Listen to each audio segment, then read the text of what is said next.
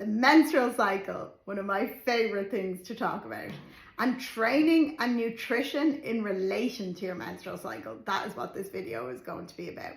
Okay, firstly, if you want a 1 minute summarized version of what I'm going to talk about now, go to my highlights, go to gym hacks, and it is the first video there, and I will sum everything up I'm talking about in 1 minute. However, if you want an in-depth version, then I beg you to listen to this, because actually by studying this and then becoming more in tune with my body, it was probably one of the most empowering things I've ever done, and my only regret was that I didn't actually learn about this sooner, especially as my career as a dancer. When I think back of all the times that I could not understand why some weeks I was just absolutely exhausted and could not perform to the level that I was at the week before, and beating myself up constantly about it, this would have came in so handy. Okay, before I jump straight in, it is worth pointing out that this is not my area of expertise, as in this is not my qualification, okay? I am just someone who is very interested in this, and I am someone who has studied it, and when I am talking about anything today, I am talking about what the overarching research says, and also more so in relation to my own journey, okay? Because I am completely qualified to talk about that. If you want someone who is an expert in this field, I highly recommend you go and follow the Fit Clinic, Dr. Michelle Hone. And if you want to have a listen, she was on my podcast recently and we had so much good chats. So we're going to jump in, and straight off the bat, I am going to tell you that we're going to talk about the average menstrual cycle, okay? Chances are a lot of what I'm talking about, you're going to be like, that is not me at all, okay? But when we talk about the research and we talk about things, we say the average menstrual cycle is about 28 days. So we're going to talk about Sally, because we love talking about Sally. I always talk about Sally whenever I'm talking about these videos. Sally down the road. So Sally has a menstrual cycle of 28 days. Now, does that mean your menstrual cycle is going to be 28 days? Maybe, maybe not. And if it's 28 days this month and it's 29 days the next month, that does not necessarily mean you have an irregular cycle, okay? There is a range, and within that range, if you are falling within that range each month, even if it's varying by a day or two, that does not mean you have an irregular cycle. And that was a massive eye-opener for me, because I thought in order for it to be regular, it had to be bang on 28 days or whatever it was each month. I think the range, Michelle said, is 26 days, 35. Anything outside of that range, double check that, but anything outside of that range is what we're talking about when we're talking about irregular cycles, okay? And if your cycle is really short or it's really long, this could be indicative of a couple of underlying factors as well. So it's important that you are aware of this, okay? The first thing I always say to my clients is track your cycle. Also, it's worth pointing out that what I am talking about today is a natural menstrual cycle. What I mean by that is you're not on hormonal contraception, okay? Because when I'm talking about the menstrual cycle, we're talking about ovulation, we're talking about actually having a period. That doesn't happen if you're on hormonal contraception. So what's something that people really need to get in their head is, if you are on the pill, okay? I used to think this, oh, it's my period. It's not your period. It's a withdrawal bleed. And that is literally just because when you take that break week, you're stopping taking them hormones. But that is not a period, because in order to have the period, you have to have ovulated, and you're not ovulating on the pill. Well, if you're on the pill, you're trying not to get pregnant. So obviously we want to stop ovulation. So get that out of the way first. If you're on hormonal contraception, then what you are experiencing is a withdrawal bleed, not a period, right? That was the first eye opener for me. I was like, oh, well, okay. The next thing is, I highly recommend you tracking your cycle. And I say this to all my clients, like when they first start with me and I ask them in their check-in forms and I'm like, oh, what day of your cycle are you on? They're like, oh, I'm due the 25th or I'm due the 23rd. I'm like, no.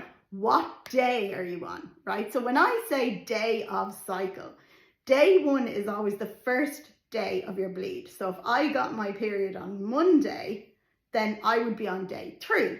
Now, the reason why this is important and why you're better off tracking it in this way, as opposed to saying I'm due the 25th, I'm due whatever, if you are trying to not get pregnant or you are trying to get pregnant, when you are ovulating and what day it's on is actually really important, okay? So day of cycle is in relation to what day was the first day of your bleed. Now you can absolutely track your cycle and be on hormonal contraception as well.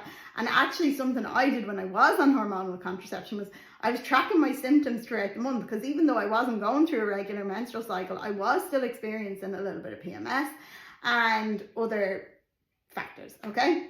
So straight off the bat, track your period. Day 1 is the first day of your bleed. So we have 2 phases to the menstrual cycle. We have the follicular phase and we have the luteal phase, okay? In the follicular phase, if you have, say, a 28-day cycle like Sally down the road, okay, you are looking at from day 1, first day of your bleed, to approximately day 14, depending on when you ovulate, estrogen is rising, okay? Without getting too technical about the types of estrogen, right? I call this my fucking superhero phase, right? I feel amazing. As soon as the cramps and stuff subside, like, I actually just feel great, right? Love this time of my cycle. During this phase of your cycle, you will probably, I'm not saying definitely because life factors come into play too, probably feel an increase in energy, an increase in strength, an increase in recovery, an increase in mood, and a decrease in appetite, okay? So I'll talk a little bit about how this comes into play if you're dieting and stuff later, but just know that they are the main things that usually people will experience during this phase of their cycle from day 1 to approximately day 14, usually peaking around ovulation time. And that is usually where, if you're someone who's doing a lot of strength training, you will probably notice you start smashing a lot of PBs and stuff around this time. Right, then ovulation occurs, okay? Now that's not to say that if you have a 28-day cycle, it definitely happened on day 14. Just take, for example, Sally, we're saying it happened around day 14. Does that mean it's going to be on day 14 every month? No, that's another thing to be aware of if you're trying to get pregnant or not trying to get pregnant. It doesn't necessarily mean it's going to fall on the same day every month, okay? So then we come up to ovulation time. You'll probably notice around this time some people experience some cramps and stuff like that. Some people don't. I personally do. I get quite bloated and I actually get like pains in my ovaries around the time of ovulation. So I know roughly when I'm ovulating because I get that, okay? That doesn't mean everyone does, okay? But I do. And I'm not on any contraception or anything, okay? Right? So when I'm talking about my own menstrual cycle, it's just a natural cycle, okay? So around that time, you probably notice like actually an increased sex drive. All of these things that evolution has predisposed us. They're like, you're really fucking fertile now. Go have sex because you should have a baby, right? That's what I'm talking about. That you'll probably notice all this around ovulation time, right? Then ovulation happens and we enter the luteal phase, which I call like Michelle says it, she's like, this is more like your Netflix and chill phase, okay? So what happens after ovulation is estrogen dips and we have a rise in progesterone. So when progesterone rises, you may, I'm not saying definitely, you may notice that you have an increased appetite, a decrease in strength, a decrease in recovery, a decrease in mood, potentially, and also you might just feel like a lot more tired, okay? Overall, just a bit more tired. Right, so I want to talk a little bit about the increase in appetite because people think they have to be able to diet consistently for 4 weeks of the month. And some of my clients can. They can stick to their calorie deficit that they had at the start of the month. But a lot of people, when they get really, really hungry just before their period, what they don't realize is after ovulation, what happens is your basal temperature increases, right? So your body temperature increases. When this temperature increases, you are actually burning more calories even at rest. Now, it's not a massive amount and it doesn't actually equate to the amount of fucking chocolate you want to eat before your period, but it could be the guts of an extra 200 calories, okay? And it's important to realize that, because that increased appetite that people get really frustrated with, there's a reason for it. It's usually because you're actually burning more calories at rest, so you're using more energy. So it makes sense. Now, there are ways to support these cravings and stuff like that you're not absolutely doing the dog in it every month and negating all of the hard work you did in the first 2 weeks. But equally, it's important to understand and recognize that this is happening in the latter half of your cycle. So I have 2 days in my month that I call my stabby days. Now, without getting too technical at the exact dates that these are, right? And even though it's progesterone that we're dealing with in the luteal phase, there's also a couple of other factors at play where there's quite a dip in other things. Anyway, I call them my fucking stabby days, and I'm just so irritable these 2 days, right? Now, just because I know why they're happening doesn't get rid of the fact that they're happening, but the mere awareness of why it's happening and knowing around this day in my cycle that I feel like this gives me a little bit more power to be like, I understand and recognize that I'm a little bit stabby, and what's best on these days is to probably avoid as much human interaction as I can. Like, for example, my day fell on Saturday last week and I was on the way to a yoga class, and I pulled into the garage and there was a whole football team of girls on the way to a match, and they were all queuing up to buy one thing, and I had a coffee, and I was like, are you fucking for real? Like, could your coach not be like, can you not just let that lady go instead of queuing up behind them all? And I was like, ugh. Then I got to the yoga class, and then there was like, the yoga class was packed, and there was someone in front of me and beside me, and I was just like, ugh. Anyway, did the yoga class, felt way better after it and stuff like that. That was fine. But then I looked at my thing and I was like, ah, yes, that makes sense. Because if that had happened the week before, I would have been in the shop and been like, wow, isn't that amazing? Look at all the girls into sport, like young teenagers and stuff like that, doing sport at the weekend. Then I would have got to the yoga class and been like, oh, look at all these people doing yoga on a Saturday morning. Like, that is just magical. That's amazing. But no, when Narissa's in her stabby phase, I'm like, must you breathe so loudly beside me? So I tend to just navigate my schedules and stuff around that and like support that as best as I can. Now I'm lucky enough I work from home, so like I can kind of do that. I understand if you're in the office and have to be around people, maybe just pop your headphones in. Right, so that is the follicular phase, and then we have the luteal phase, and that goes on until bam, day 1 of your cycle starts again, and then we're back in the follicular phase. Right, so we have follicular phase, luteal phase, ovulation in the middle. Right, so we all get that now. We understand what's going on throughout the cycle and the symptoms we may be experiencing. With that in mind, if someone is dieting, right, and I'm going to talk about myself personally, and I want to point out that if I mention any numbers in this video, like calorie targets, this is not me telling you to eat these calories. That is not how this works. I am a person who trains X amount of days. I've trained for this amount of years. I am this level of activity. I am this old. I have this much more. I know my calorie targets in and out if I want to cut. This is not me telling you listening to this that this is what you should be eating, because we are totally different, okay? But if I drop a couple of numbers in here for reference, now you know why I'm saying it. And I've been doing this for years, so that's why I understand what I need to do to cut. So usually if I am doing a cut, what I will do is I will put myself in a slightly bigger calorie deficit for week 1 and 2, okay? And given my activity level and the amount of times a week and training and stuff like that, for me, 1700, 1750 is quite a deficit for me, okay? That's not saying that that is for everyone. I want to point out again, especially if you're someone who's very sedentary and not training that much and dependent on your body weight and stuff like that, that could actually be your maintenance, right?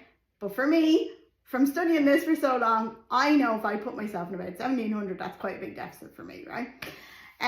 So then after ovulation, what I usually find is, with regards to food, I start getting a little bit hungrier. So I push the calories up a little bit, okay? Not a lot. I still put myself in a deficit, but not as big of a deficit, okay? So maybe then by week 3, if I notice my hunger levels are increasing, I push the calories up 200 a day, right? Now, what's important here is, because people think of daily calorie targets and stuff like that, is I always say to my clients, what's more important is your weekly averages and your monthly averages, because it's your consistency over time. So if you took my monthly average over the course of the month where I had a big deficit for 2 weeks, a smaller deficit for a week, and then maybe I was at maintenance or maybe a small deficit for the week 4, I'm still in a deficit over the month when you work out my averages. So if I'm in a calorie deficit over the month, what's going to happen? I'm going to drop body fat, right? But I'm also supporting where I'm at in my cycle because I actually can't fucking stick to them calories. Like if you gave me 1700 for week 3, it's just not happening, or week 4, depending on my hunger levels at the time. It's just not going to happen. I can't stick to it, and then I'm miserable and I'm angry and I don't want to train. So I'm like, right, support that, bring them up. Doesn't mean that I am creating less of a deficit and the progress will be a little bit slower, yes. And I have clients that can diet consistently 4 weeks of the month and it doesn't bother them. But me personally, this is what works for me. Also, I'm coming from a background of having quite a lot of muscle mass, right? So for me to cut, I can do it in a few weeks to get what I wanted, right? But if I was someone who had a lot of body fat to lose, right, and I wanted to cut, then a more slightly bigger deficit over the course of the month is going to be required. With that in mind, then we talk about training. How can we figure out our training in relation to the menstrual cycle? Right, so if you are doing strength training and you are lifting pretty heavy, what I would normally notice is the first 2 weeks of my cycle, I am smashing it out the park. I am hitting my PBs. I'm able to increase my reps. I'm able to increase my weights. I'm able to do this, that, and the other. My recovery is insane. I could do a really heavy leg session and I'm not too bad the next day, right? So in these first 2 weeks of your cycle, you can increase your training frequency, how many days you're going, okay? You can increase your training load, like how much weight you're actually lifting. You're probably going to be able to whack up your step count because you have more energy and you actually want to do all this, okay? Then after ovulation, we take into account that maybe energy level dips a little bit, recovery is going to dip, strength is going to dip. So maybe for week 3, depending on how you're feeling, maybe you can push it a little bit in week 3. But me personally, I find usually what I'm doing in week 3 is maintaining what I did the week before. Week 4, depending on how I'm feeling, maybe I have to do a deload week. Maybe I have to decrease the amount of times I'm going to the gym. Now, this is not for someone who's training 3 times a week, okay? I don't mean to be bad, but you should be recovering if you're only training 3 times a week and you're spacing your training sessions out. I'm talking about people who are training about 5 times a week, okay? Then you maybe can strip back to 4. Maybe strip back to 3 and incorporate a little bit of yoga or some more grounded movement into your practice, okay? Something that's kind of going to calm the nervous system down a little bit while keeping the blood flowing. Pilates, yoga, swimming, a little bit lower intensity, right? And maybe you do need to do a deload week before your period because your strength is actually shit. Like I trained on Sunday, I'm doing my period next week. I did legs. I didn't even go that heavy. I just was doing what I was doing before and I was still sore on Wednesday. Like my recovery was shit. Now, I'm not going to go into actually how you can like support the menstrual cycle. That is a video for another day, right? And how you can kind of help manage cravings, for want of a better word. This video is already nearly 20 minutes long. Just the main points to consider. Week 1 and 2, days 1 to 14. Superhero week, utilize it, train hard, get your steps up. Maybe you can do a bigger calorie deficit during this time. After ovulation, then you might need to decrease your training a little bit. Maybe you need to do more grounded exercises. Maybe you need to increase your calories a little bit. Know that your body is actually burning calories, more calories throughout the day. The last thing I'll say is it's actually also important to realize, are you actually ovulating? Now, there's a couple of things, I'm not going to go into them, but the main way you can kind of determine whether you ovulate or not is actually by tracking your basal temperature, and your temperature goes up after ovulation, okay? Can you still have a period having not ovulated? Yes, and it's called an ovulatory cycle, okay? So that's another thing to consider, but this video is long enough. If you found this helpful, please share it, okay? Like, I know I keep saying this. If you've watched this till the end and you found it helpful, will you please share it? Because if you found it helpful, maybe someone you know might find it helpful. Because this is one thing that I fucking wish someone told me about when I was younger, because it would have changed my whole approach to how I was treating my body at different stages of the month when I was training or when I was dancing and stuff like that. So if you found it helpful, please give it a share. Let me know in the comments if there's any questions. My DMs are always open. And work with your body, not against it. It is the most empowering thing you can do because your body is a temple and you need to treat it as such.